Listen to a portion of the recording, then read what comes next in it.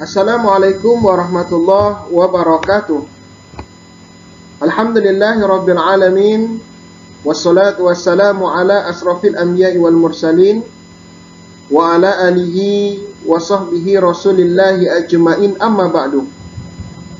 Materi kita atau pembahasan kita pada kesempatan ini adalah sistematika penulisan, atau sering kita menyebutnya dengan rencana pembahasan. Ya, biasanya di metodologi itu kita bisa menggunakan kata-kata sistematika penulisan atau menggunakan rencana pembahasan. Pada intinya sama ya. Baik, kita lanjutkan. Sistematika penulisan atau disebut dengan rencana pembahasan adalah sebuah tata cara, ya, sebuah tata cara, kemudian bisa disebut dengan metode, ya, urutan untuk merampungkan sebuah penelitian, ya, tata cara, metode, urutan untuk menyelesaikan sebuah penelitian atau riset. Biasanya sistematika penulisan atau rencana pembahasan itu memuat tentang pendahuluan, kemudian telaah pustaka, metodologi, hasil penelitian, dan juga penutup. Ya. Sistematika penulisan biasanya memuat bab-bab yang terdapat dalam sebuah karya ilmiah. Baik, kita lanjutkan. Apa tujuannya dari sistematika penulisan? Bahwa tujuan dari dibuatnya sistematika penulisan supaya tugas karya ilmiah, ya, supaya tugas karya ilmiah kita, baik itu makalah, kemudian skripsi, tesis ataupun disertasi, bisa tersusun dengan sistematis.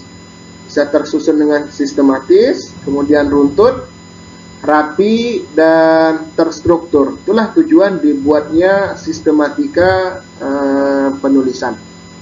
Baik, kita lanjutkan. Berikut ini adalah contoh, ya. Kita langsung ke contoh biar mudah dipahami, ya. Dalam metode penelitian, ya, dalam metode penelitian, yang pertama biasanya adalah jenis penelitian. Kemudian yang kedua, lokasi penelitian. Jika penelitiannya adalah penelitian lapangan. Jika penelitian kepustakaan, dia tidak menggunakan lokasi penelitian. Kemudian poin yang ketiga adalah objek penelitian. Poin ketiga, objek penelitian. Poin keempatnya, sumber data dalam penelitian. Poin limanya, populasi dan sampel. Poin 6-nya, teknik pengumpulan data. Poin ketujuhnya adalah teknik analisis data. Poin ke-8-nya adalah metode pembahasan. Sedangkan untuk poin yang ke-9, ya, itu adalah sistematika penulisan. Sistematika penulisan, dalam membuat sistematika penulisan, biasanya mungkin bisa kita mulai dengan kalimat pengantar.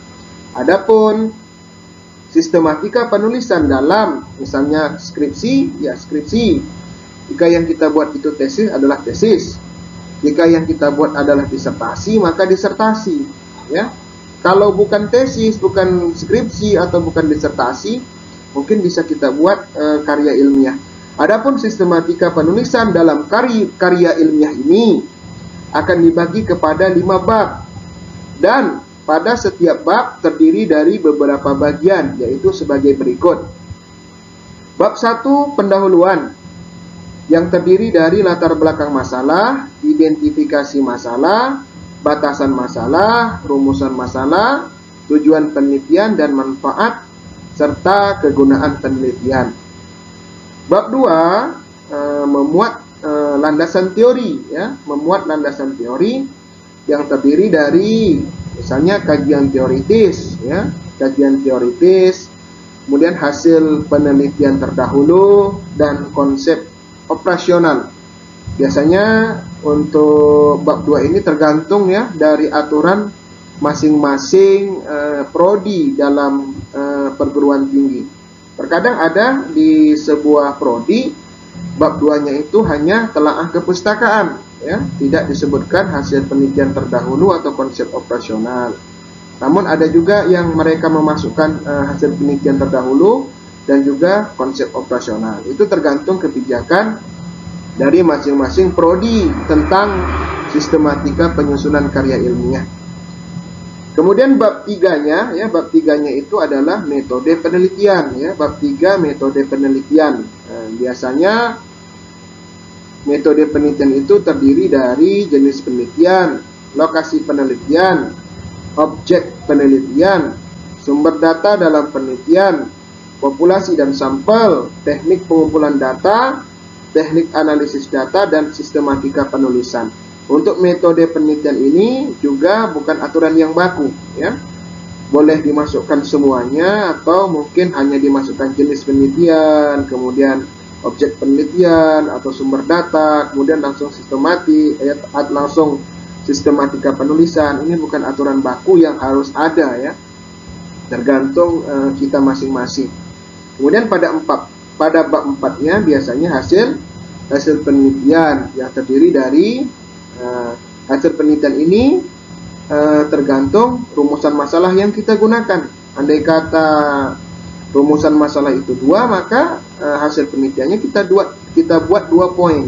Contoh ini 2, ya. Hasil penelitian yang terdiri dari pertimbangan hukum majelis hakim, misalnya ya nih, Pengadilan Agama Bengkalis nomor 1 PDTG tahun 2021 PA Bengkalis, dan pertimbangan majelis hakim ya terhadap putusan nomor 1 ditinjau menurut kompilasi hukum Islam. Jadi bab 4 tentang hasil penelitian ini tergantung jumlah rumusan masalah yang kita buat. Kemudian pada bab 5 biasanya penutup, ya, yang terdiri dari kesimpulan, kritik, dan saran. Itulah cara membuat sistematika penulisan dalam sebuah karya ilmiah. Mudah-mudahan bermanfaat, kita bisa menerapkan, ya, sehingga hasil penelitian kita adalah penelitian yang benar-benar berkualitas sesuai dengan sistematika yang ada. Terima kasih, semoga bermanfaat. Wassalamualaikum warahmatullahi wabarakatuh.